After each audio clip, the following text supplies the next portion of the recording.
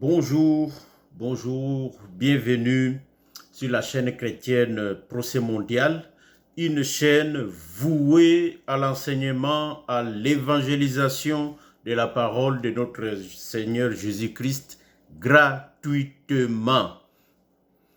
Bienvenue aussi sur cette émission, l'émission légiste, l'évangile appliqué, craindre, glorifier et adorer le Seigneur Jésus-Christ. C'est lui le juste. Rappel de l'émission passée, nous avions vu spéciale femme, la femme quitte.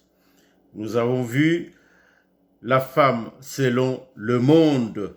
C'est vraiment riche et soyez bénis, mes sœurs et mes frères. Aujourd'hui, bientôt le 23, dans 5 minutes, il sera le 23 mai 2021. À l'émission Le mariage, l'homme selon Dieu, s'attacher, suite et fin. Nous allons conclure la conjugaison de ce deuxième verbe qui nous a pris 4 émissions en série, en rafale. Soyez bénis, notre Seigneur Jésus-Christ de Nazareth. Mais avant, prions, remettons cette émission entre les mains du Seigneur. Éternel des armées, gloire te soit rendue, Seigneur, que tout genou fléchit devant ta puissance, que tout homme ou toute femme puisse craindre ta gloire qui est immense et très élevée. Ô Éternel des armées, nous te confions cette émission, Seigneur, afin qu'elle se déroule sous ta garde, sous ta protection, Seigneur. Aucun son de l'ennemi ne puisse venir perturber l'ordre que tu as tracé devant nous, Seigneur. Ô Éternel des armées, protège ton serviteur, protège mes bien-aimés qui entendent et qui appliquent ce que ta parole dit. Gloire à toi, Papa. Sois glorifié, sois adoré au siècle des siècles et à jamais. Ainsi nous te prions au nom puissant de notre roi, le Seigneur Jésus-Christ. Nous disons Amen. Bien-aimés dans le Seigneur, c'est avec joie que nous vous accueillons dans cette émission pour parler de la parole de Dieu. N'oubliez pas notre texte de base. Nous sommes toujours dans Matthieu chapitre 19, du premier verset jusqu'au 15e. Lisez-les pour entrer, retourner dans le bain. Nous sommes retournés dans Genèse chapitre 2, car le Seigneur a renvoyé tout le monde au commencement. Donc, nous sommes en train de regarder le verset, surtout le verset 24, qui regroupe, qui résume quasiment toute la Bible. Je vais lire ces versets. Nous sommes dans Genèse chapitre 2, le verset 24. Je lis au nom de notre Seigneur Jésus-Christ. C'est pourquoi l'homme quittera son père et sa mère et s'attachera à sa femme et ils deviendront une seule chair. Ici, c'est le Seigneur qui parle. Clairement, Jésus-Christ le dit dans Matthieu. C'est le Seigneur qui parle. L'homme doit conjuguer 3 verbes. Quitter, s'attacher, devenir. Évidemment, avec sa femme. Donc, aujourd'hui, nous allons clôturer le deuxième verbe, s'attacher. C'est quoi s'attacher? Qu'est-ce que ça implique? C'est quoi attacher? Bien-aimé dans le Seigneur, ce verbe s'attacher vient du mot hébreu dabak, qui revient à peu près 52 fois dans les Écritures. Qu'est-ce que ça veut dire ce mot hébreu? Ça veut tout simplement dire soit coller, soit adhérer, soit s'accrocher, se joindre ensemble, rester avec quelqu'un,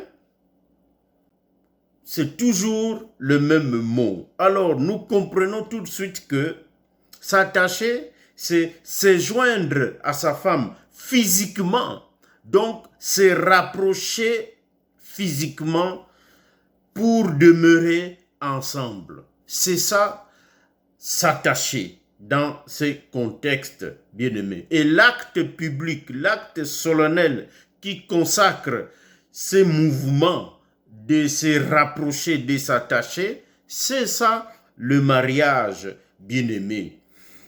Le mariage du mot grec dans la Nouvelle Alliance qui vient de gaméo, ça revient à peu près 25 fois aussi dans les Écritures, surtout dans la Nouvelle Alliance. Donc, s'attacher et se marier, c'est à peu près la même chose. Mais s'attacher couvre plus largement. Donc, se marier est comme inclus dans s'attacher. Donc, bien-aimés dans le Seigneur, nous avons compris c'est quoi s'attacher. Mais il est important de dire ceci. Pour les enfants de Dieu, le Seigneur Jésus-Christ dit clairement dans Matthieu, si vous avez lu Matthieu chapitre 19, le Seigneur dit clairement au verset 6 que c'est Dieu, non, il dit que l'homme ne sépare pas ce que Dieu a uni. Ou dans d'autres versions, ce que Dieu a joint. Donc nous comprenons que c'est Dieu qui unit, c'est Dieu qui joint. Ben, comment Dieu joint? Comment Dieu unit? Dans le jardin d'Éden, c'est un père. Dieu est le papa. C'est lui qui marie sa fille, Ève. Mais Dieu est aussi le papa de l'homme, c'est-à-dire Adam. C'est lui aussi qui cherche une femme pour son fils. Donc, c'est Dieu qui va faire les deux côtés, les démarches pour marier son fils et de l'autre côté, pour marier sa fille. C'est comme ça que Dieu a fonctionné dans le jardin d'Éden. Et c'est en tant que ministre, en tant que Dieu, qu'il va bénir les couples. Là, il faut voir ça dans Genèse chapitre 1er. Bien-aimés dans le Seigneur, qu'est-ce que nous comprenons dans tout ça? C'est que Dieu ne peut pas bénir une union. Dieu ne peut bénir une union plutôt que si l'homme et la femme sont créés, enseignés et marchent avec lui dans la sanctification, bien-aimé. Il est important de distinguer un mariage de non-croyants et un mariage de croyants. Bien sûr qu'un mariage de non-croyants, Dieu est le Dieu de l'humanité, mais il y a une particularité de bénédiction qui découle du fait de marcher avec Dieu, d'être créé à l'image de Dieu, d'être enseigné par Dieu, car un enfant né de nouveau, en Jésus-Christ, on est une nouvelle créature, les choses anciennes sont passées, voici toutes choses sont devenues nouvelles. Donc, il y a des bénédictions pour le couple qui découleront de votre marche dans la sanctification, bien-aimée, avant, pendant et évidemment dans le mariage, bien-aimé. Cette marche, c'est ça que nous avions appelé le mouvement rectiligne uniforme.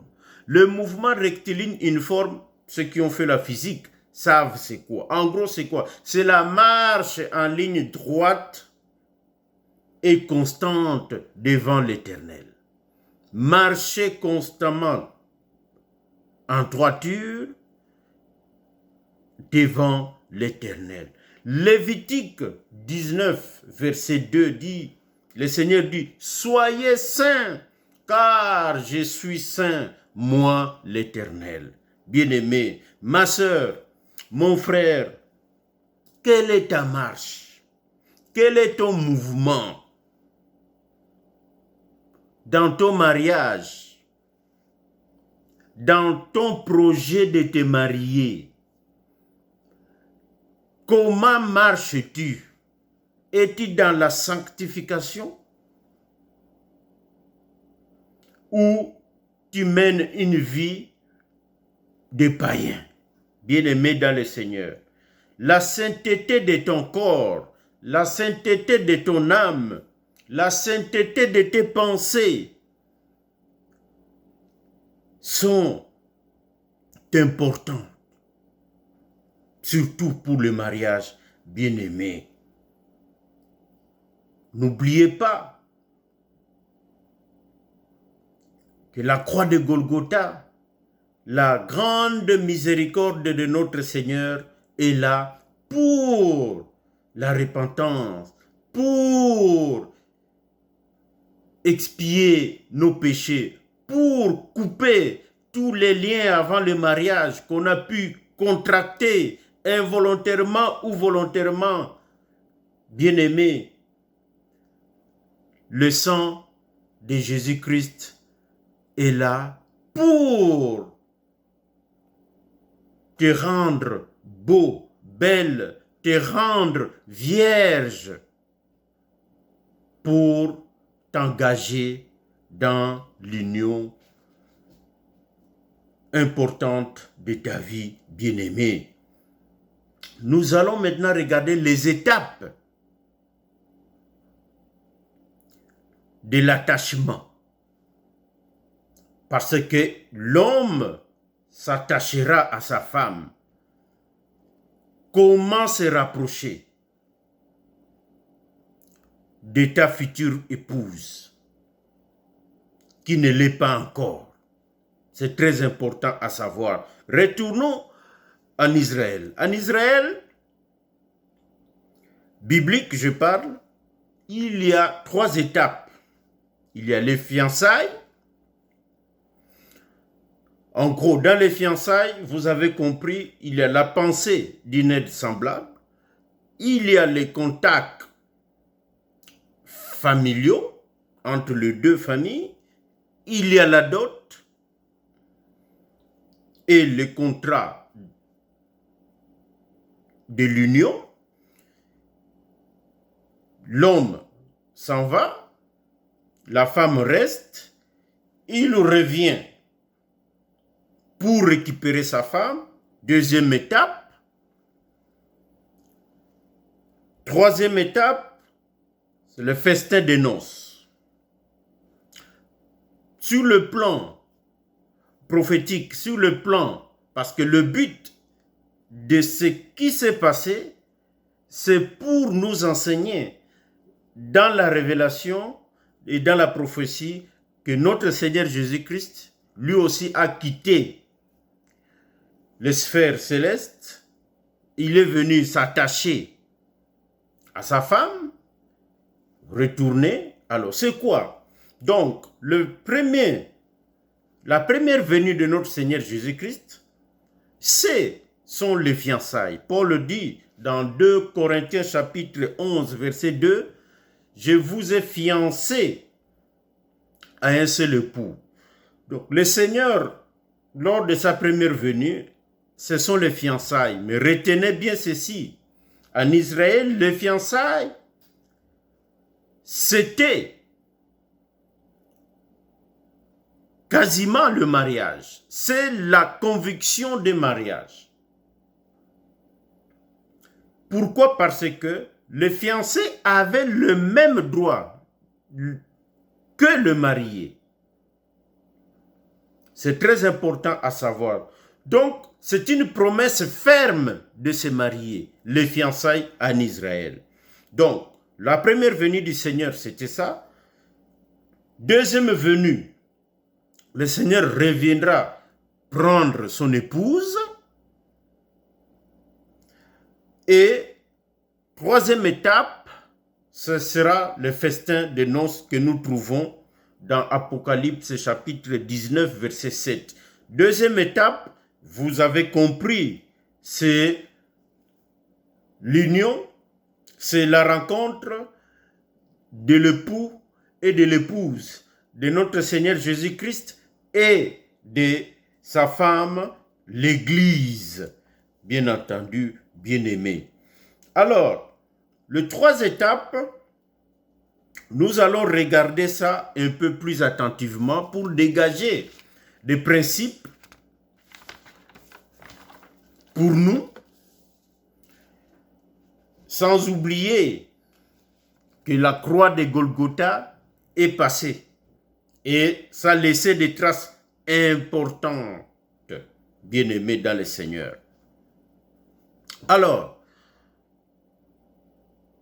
je vous invite à noter des versets que nous n'allons pas lire malheureusement, le temps, mais prenez d'abord Genèse chapitre 2, verset 18 au verset 25, qui nous concerne.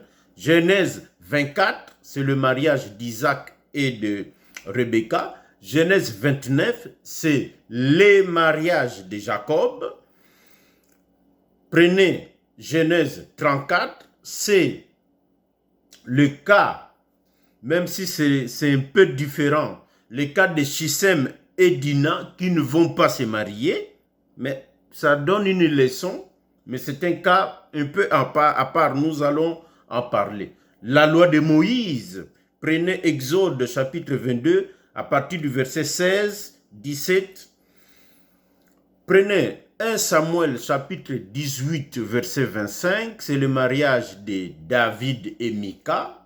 C'est aussi, Mika c'est la fille du roi Saül. Un cas aussi un peu particulier. Prenez aussi, oui, le cas du mariage de Samson dans Juge. Cherchez, vous trouverez. Le cas aussi d'Ézéchiel, chapitre 16. Ézéchiel, chapitre 16. Le Seigneur se présente comme le mari qui trouve une fille et qui attend que la fille arrive en âge de mariage. Très, très riche en révélation, c'est chapitre 16 d'Ézéchiel. Bien-aimés dans le Seigneur, tous ces passages parlent de mariage, en gros, pour comprendre comment les trois étapes et qui sont impliqués dans ces mariages. Nous dégageons des constances, donc des éléments qui se répètent régulièrement, qui sont importants pour comprendre. Premièrement, l'initiative des mariages, c'est souvent le papa du garçon, ou carrément lui-même le garçon qui prend l'initiative de demander à ses parents de trouver une femme pour lui. Deuxièmement, le contact avec la future belle famille c'est le papa du garçon qui prenait contact. On n'exclut pas la maman, mais c'est plus le papa. Vous comprenez pourquoi dans les jardins d'Éden. Et la personne de l'autre côté qui reçoit l'information, c'est toujours le papa. Rarement, mais c'est déjà arrivé, c'est la fille elle-même directement. Mais l'accord pour accepter une proposition, c'est le papa qui donnait l'accord. Sans l'accord du papa, le mariage était quasiment avorté. Quasiment impossible à réaliser sans l'accord du papa. Le papa de la mariée détenait un droit de veto. Quasiment. Il y avait une dot qui était versé au papa de la mariée. Tous ces éléments que je donne, ce sont des éléments de la première étape, le fiançailles.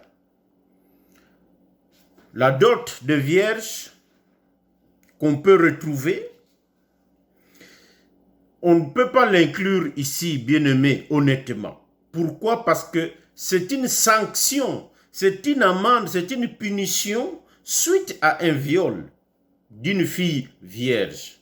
Bien sûr, après l'avoir déshonorée, l'Éternel obligeait l'homme d'épouser la fille qui était déshonorée, à moins que le papa refuse.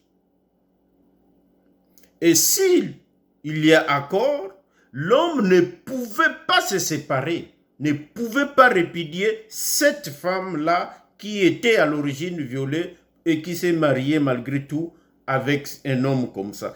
Donc on ne peut pas logiquement et bibliquement pour nous aujourd'hui parler, en tout cas dans l'évangile appliqué, de cette dot, bien-aimé. Ça, première étape. Regardons deuxième étape. Deuxième étape, pendant la première étape, l'homme retourne pour se préparer, construction de sa maison, si ce n'était pas déjà fait, et ainsi de suite. Deuxième étape, l'homme revient pour maintenant prendre sa future épouse. Deuxième étape. Troisième étape, c'est le festin des noces. C'est la célébration officielle du contrat signé lors des fiançailles. Et si ma mémoire est bonne, la fête durait 7 jours, selon la documentation, la Bible archéologique que nous avons consultée. Bien-aimés dans le Seigneur, après les célébrations, le couple, évidemment, habitait ensemble. Bien-aimés dans le Seigneur, il y a beaucoup de similitudes avec ce que nous observons en Afrique, en particulier dans les Mayombe, ou même à Kinshasa, chez d'autres ethnies, ou en dehors, dans d'autres pays africains. En gros, ce sont des mariages à 3 étapes. Dans tous ces processus, bien-aimés, en Israël, nous ne voyons pas un homme de Dieu, un sacrificateur, intervenir d'une manière décisionnelle. Non. C'est important de le souligner. Bien-aimé dans le Seigneur, l'homme chrétien aujourd'hui, pour s'attacher à une femme, doit aussi entamer des démarches, bien-aimés. Nous sommes après la croix. L'homme chrétien, la croix de Golgotha confère à l'homme chrétien et à la femme chrétienne plus de liberté, bien-aimés, plus d'initiative, bien-aimés, beaucoup d'éléments, de coutumes de l'ancienne alliance doivent tomber, bien-aimés, nous allons le voir. Donc je disais, aujourd'hui, un frère doit initier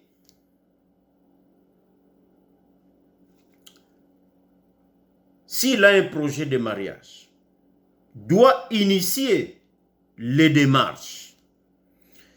Mais le conseil que nous donnons, c'est que c'est mieux d'être solidement enseigné par le Seigneur, solidement ancré dans les Écritures et dans le Seigneur et dans la sainteté avec Dieu, et demander à Dieu de soumettre ces projets au Seigneur pour que le Seigneur te guide vers une bonne destination.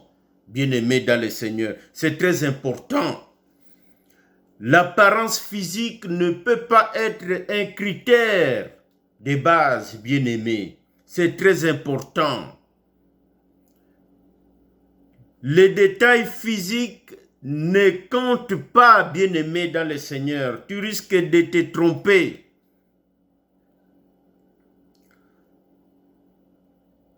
Un conseil de tes parents biologiques, un conseil des anciens qui sont versés dans les Écritures sont toujours les bienvenus. Dans le Seigneur, bienvenue, bien-aimé dans le Seigneur, c'est très important. Un frère chrétien peut aussi décider de déléguer à un proche, un chrétien mûrement ou une chrétienne mûrement, solidement dans la foi pour t'aider à faire ce travail, bien-aimé, de recherche. C'est très important, bien-aimé. C'est le choix, je dirais, le plus important après le choix de se donner à Christ, bien-aimé. La sœur de son côté, c'est pareil. La sœur doit aussi être solidement enseignée par le Seigneur, solidement ancrée dans les Écritures, pour bien juger le pour et le contre, pour bien aussi donner un avis favorable ou non à un frère. Elle aussi peut déléguer, peut aussi être conseillée d'une manière décisionnelle ou d'une manière, disons, active plutôt par ses parents biologiques et par les anciens et par les sœurs mûres aussi dans le Seigneur. Ce n'est pas un choix, un accord facile à faire. C'est très important à savoir. Bien-aimés dans le Seigneur, les deux familles biologiques de frères et sœurs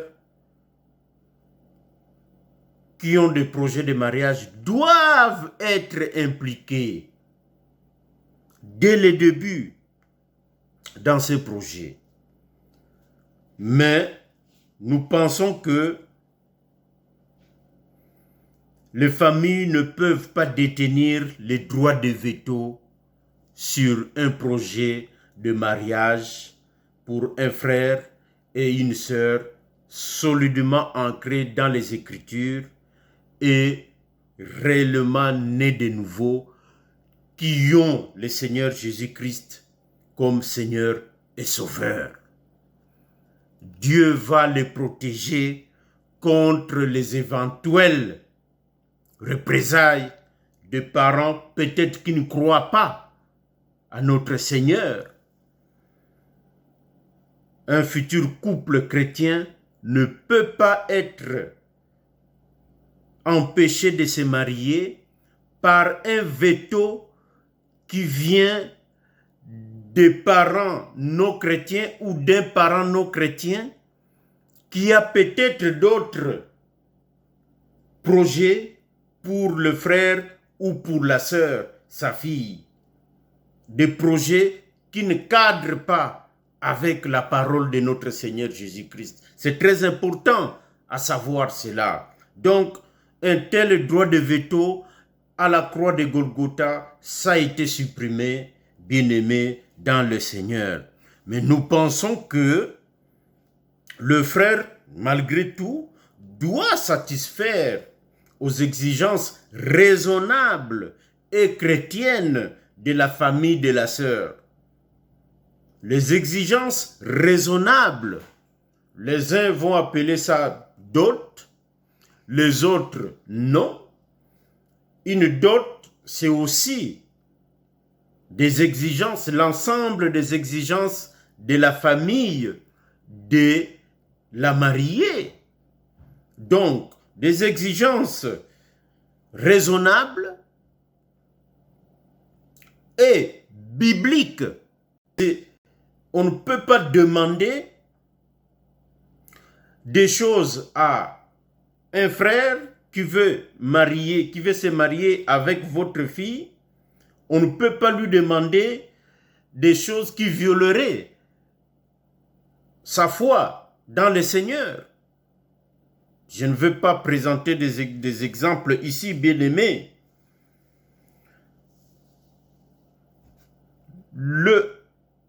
La première lettre de Corinthiens, de notre bien-aimé Paul, au chapitre 7, nous pensons que le chapitre 7 ne reconduit pas la dot telle que pratiquée dans l'ancienne alliance. Mais nous disons en même temps, le chapitre 7 ou les autres écritures n'excluent pas expressément la dot. Il faut le reconnaître. Mais la croix, donc, le verset 23, tel que je l'ai dit tout à l'heure, que nous avons été rachetés par notre Seigneur Jésus-Christ à un prix fort. Le bien-aimé Paul ne vise pas expressément la dot pour les chrétiens dans la Nouvelle Alliance, mais nous pensons que certains droits ou privilèges que des parents avaient dans l'Ancienne Alliance ne peuvent pas s'appliquer intégralement dans la Nouvelle Alliance, et vous allez comprendre pourquoi. Le cas du droit de veto, surtout du père de la mariée, et vous allez comprendre. Pour nous Africains,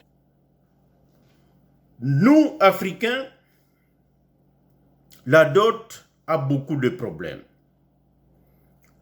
Nous pensons que, nous conseillons plutôt, je disais, que un parent chrétien, donc papa ou maman, ou les deux qui sont des chrétiens, devraient renoncer à la dot pour marier leur fille. Les parents chrétiens devraient renoncer à la dot pour marier leur fille. Mais par contre, les parents chrétiens doivent aider leurs garçons à remplir les exigences de la belle famille pour marier leur fille. Des exigences, comme je l'ai dit, raisonnables et bibliques. Pourquoi je dis cela? La dot en Afrique, elle a aussi été contaminée par le diable. Il y a la cupidité, d'où je parlais d'une dot raisonnable. Il y a la cupidité, les gens gonflent la facture, le montant payé, que ça devient, alors que ce n'est pas un rachat, ce n'est pas un achat. Le mot dot en hébreu, le mot traduit en français, c'est le rachat. J'ai oublié le mot hébreu, mais c'est rachat. Alors que le Seigneur nous a déjà rachetés. Donc, une dot exorbitante, nous pensons que ce n'est pas raisonnable. Dieu merci, j'étais tombé dans une famille raisonnable, bien-aimée dans le Seigneur.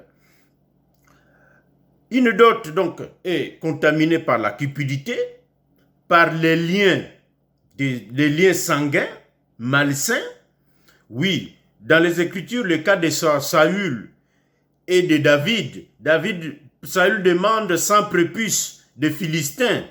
Ce n'est pas une dot, ça. Mais dans la révélation, David, c'est l'Éternel qui combat, qui est capable de tout gagner. Lui, il ramène 200 prépuces. Mais entre vous, ce n'est pas une dot. Saül voulait faire tuer David. Mais il y a un enseignement, oui, dans la révélation et dans la prophétie. Mais l'évangile appliqué dans la doctrine, ça ne nous concerne pas comme tel. Donc, il y a des liens de sang, il y a de la sorcellerie dans la dot, oui, chez les Bayombe et ailleurs, je sais de quoi nous parlons. Il y a aussi plein d'autres choses qu'un chrétien ne peut pas accepter. Donc, lorsque une dot cache des pratiques familiales, démoniaques, en tout cas, tout enfant de Dieu ne peut pas participer dans ces pratiques-là. Nous devons les dénoncer et les condamner. La parole de Dieu nous le dit. Donc, dans de tels cas, et dans d'autres cas, évidemment, la dot ne peut pas s'appliquer. Alors, les contrats de mariage. Allons rapidement, le temps file. Les contrats de mariage. Un couple chrétien est toujours soumis à la loi civile de son pays, bien-aimé. Donc, c'est l'autorité civile qui établit et qui délivre un contrat de mariage, bien-aimé. Aucun mariage en Israël, quand on lit les Écritures, aucun mariage s'est déroulé au temple. Nous ne voyons pas des sacrificateurs en train de célébrer des mariages, bien-aimés. Donc, la coutume du mariage s'est passée en famille, surtout entre le père du marié et le père de la mariée. Donc, d'où la naissance du droit coutumier, la naissance du droit civil qui deviendra le droit civil. À ne pas confondre droit coutumier et la dot. La dot n'est qu'une partie, en Afrique, n'est qu'une partie du droit coutumier. Mais si vous écartez la dot, il y a tout un ensemble du droit coutumier qui peut s'exercer sans la dot, bien-aimé dans le Seigneur. Aujourd'hui, des pasteurs marient des gens en plein culte. Or, le culte est réservé pour adorer Dieu, pour sa gloire. Le culte n'est pas la place pour réciter, pour expliquer le code civil d'un pays. Bien-aimé dans le Seigneur, surtout certains codes civils ne reconnaissent pas la place de l'homme comme tel par rapport à sa femme, tel que la Bible le dit. Ça pose problème. Certains codes civils ouvrent la définition du mariage à tout le monde. Alors, comment expliquer cela? Ou vous êtes ministre de Dieu, vous appliquez la parole de Dieu, ou vous êtes ministre du monde. Et à l'église, ce n'est pas la place pour célébrer, pour unir un couple, aussi chrétien soit-il, bien-aimé dans le Seigneur. Nous annonçons la parole avec douceur encore pour nos bien-aimés. Il y a encore place pour s'améliorer. Le Seigneur fera grâce, nous répéterons ces choses. Oui, le couple fraîchement marié déjà vient à l'assemblée pour être béni, pour que les frères et sœurs prient pour cette union, remettre le couple entre les mains du Seigneur qui regarde et qui bénira la famille, la nouvelle famille fraîchement constituée. Voilà un peu comment la parole de Dieu, nous la voyons dans ces cas de attacher de s'attacher à sa femme bien-aimée dans le Seigneur. Beaucoup de choses à dire, mais nous devons nous quitter, bien-aimés. Voilà le deuxième verbe, la conjugaison du verbe s'attacher pour l'homme à sa femme bien-aimée dans le Seigneur. La prochaine fois, nous mettons une pause à cette émission, l'émission Le Juste. La prochaine fois, Dieu nous fera grâce, nous verrons le troisième verbe, la conjugaison du verbe devenir, qui est un peu la suite logique de deux premiers verbes. Voilà, bien-aimés dans le Seigneur, nos coordonnées s'affichent. Écrivez-nous sur WhatsApp, ça nous fera plaisir. Tous les versets que nous donnons, lisez-les pour comprendre ce que nous disons. Voilà, bien-aimés dans le Seigneur, c'est votre frère et à la prochaine. Nous vous aimons. Nous allons conclure par ces mots de prière. Éternel Père de gloire, merci Seigneur pour cette émission. Gloire à toi Seigneur. Que le serviteur s'efface et que toi tu prennes toute la place Seigneur. Que l'honneur et la gloire te reviennent. C'est toi qui es capable de transformer un homme. C'est toi qui es capable de transformer une femme Seigneur. Capable de transformer un couple. Oh Père, nous te demandons Seigneur que nos bien-aimés qui nous écoutent, moi en premier et mon épouse en premier, que nous soyons transformés Seigneur davantage afin que nous puissions vivre dans l'harmonie et mes bien-aimés et mes sœurs et mes frères mariés puissent vivre dans l'harmonie dans leur couple Seigneur. Gloire à toi Papa, merci pour ta parole, ainsi nous te prions. Au nom de Jésus-Christ, nous disons Amen.